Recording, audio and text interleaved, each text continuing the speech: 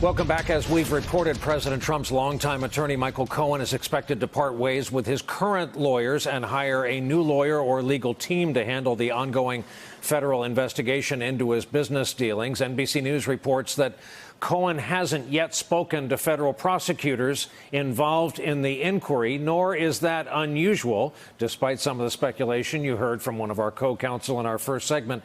But some say today's news is a sign that Cohen may indeed cooperate in the future. Meanwhile, the White House is closely watching how Cohen's situation plays out.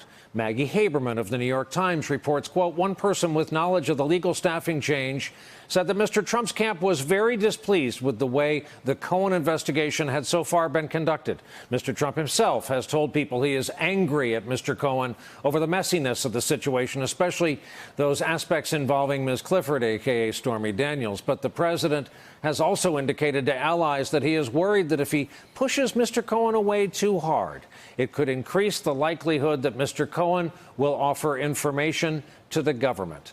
This, as a new report from Emily Jane Fox of Vanity Fair reveals, Cohen feels hurt by the lack of support he has received from the Trump family. And we quote, earlier this year, he heard that Eric Trump was telling associates that he felt Cohen was sloppy in the way he handled the Daniels agreement, which rankled Cohen. I feel like Don Quixote, he said to people close to him. It's ruining my children's lives. It's ruining my wife's life. It's worse than a pit in your stomach. Interesting place to start our discussion, and here with us to do that, John Heilemann, MSNBC national affairs analyst, also happens to be co-author of Game Change and Double Down, as well as co-host of The Circus on Showtime in his spare time. Jonathan Lemire, White House reporter for the Associated Press, and Ashley Parker, Pulitzer Prize-winning White House reporter for The Washington Post. Ashley, you're a stylist among stylists here. I'd like to begin with you. Michael Cohen had a vision of life far different from the life he is having in New York right now. Living in a hotel because a pipe in his Trump apartment building burst. Everyone now knows where to stake him out and wait to try to see him as he gets into any number of cabs and lifts and Ubers to go about his business. This is a guy who thought he might be White House counsel.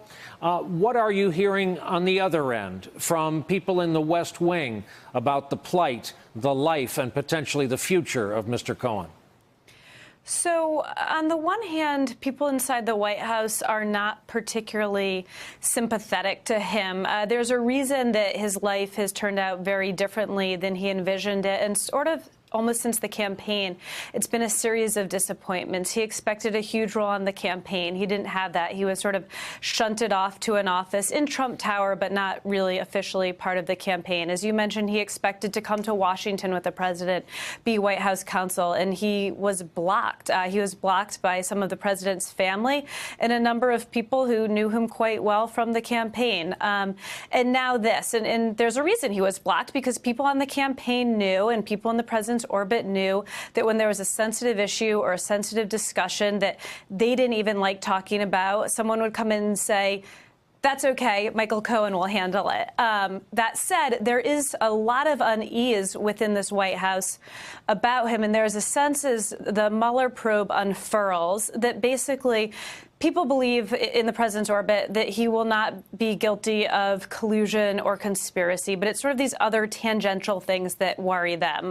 The obstruction of justice and, of course, exactly what's going on with Michael Cohen. And the most frustrating thing for a lot of these people, especially the low-level, mid-level, and even some senior White House aides and Trump friends, is they don't know what they don't know, and they're learning it the way we are, in the news, reading a report that says, you know, this new legal shakeup for Cohen's legal team might mean he'll flip.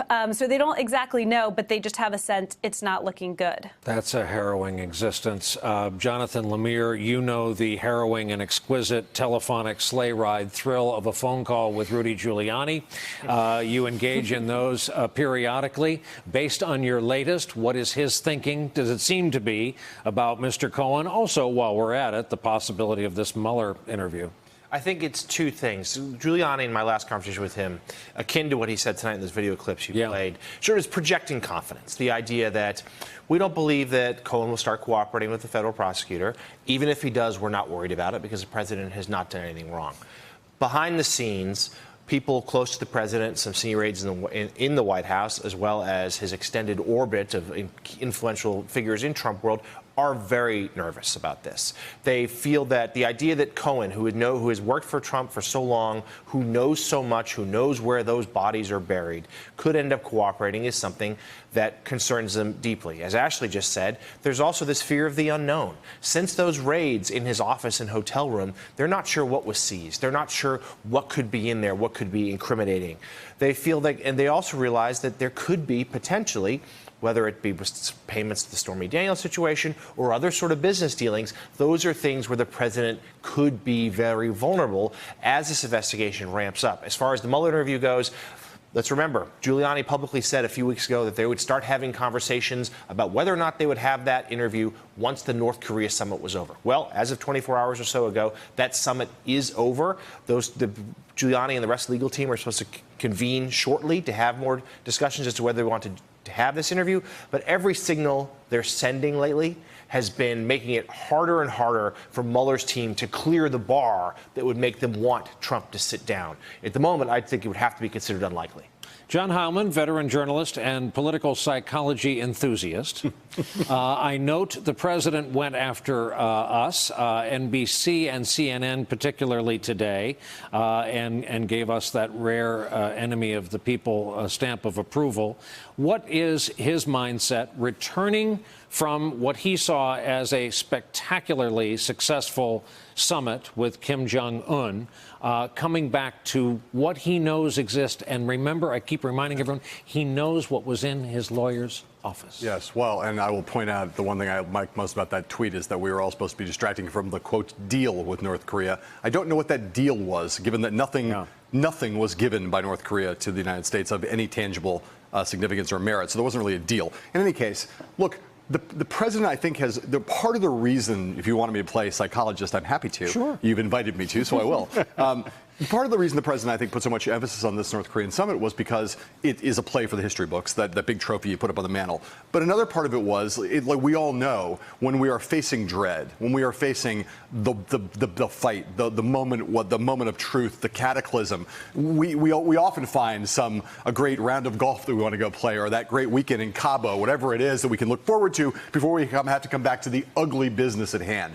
This has always been the moment where we know, because of the way the federal guidelines work, we know the Mueller investigation and the Southern District investigation are going to kind of come to a halt around Labor Day for a period of time. Yeah. No, around Labor Day for about 2 months before the election. They may resume after the election, but we have a window here where some business is going to get done. And the president knows that's true. And he knows it's going to be an ugly time. Final decisions are going to have to get made on it, whether he's going to sit with Bob Mueller or not. And this situation with Michael Cohen, I believe, Donald Trump knows what was in his lawyer's office. He also particularly knows, because the reality is, and this is part of this Emily Jane Fox reporting, for this whole time, Michael Cohen's lawyers and Donald Trump's lawyers are working together.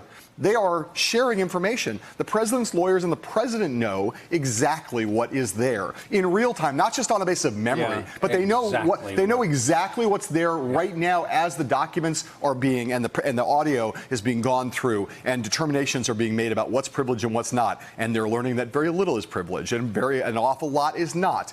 And we know not just where bodies are buried, but the kind of work Michael Cohen did for Donald Trump for that decade, all around the world, in the ugliest parts of the world, doing some of the ugliest business deals imaginable, or trying to. It is, the president is he has been acting out for 16, 17 months. But right now you can feel a sense, I think he knows the moment is nigh. And I think he's coming back and realizing that he might get through it, but it's going to be a very ugly summer. Hey there, I'm Chris Hayes from MSNBC. Thanks for watching MSNBC on YouTube. If you want to keep up to date with the videos we're putting out, you can click subscribe just below me, or click over on this list to see lots of other great videos.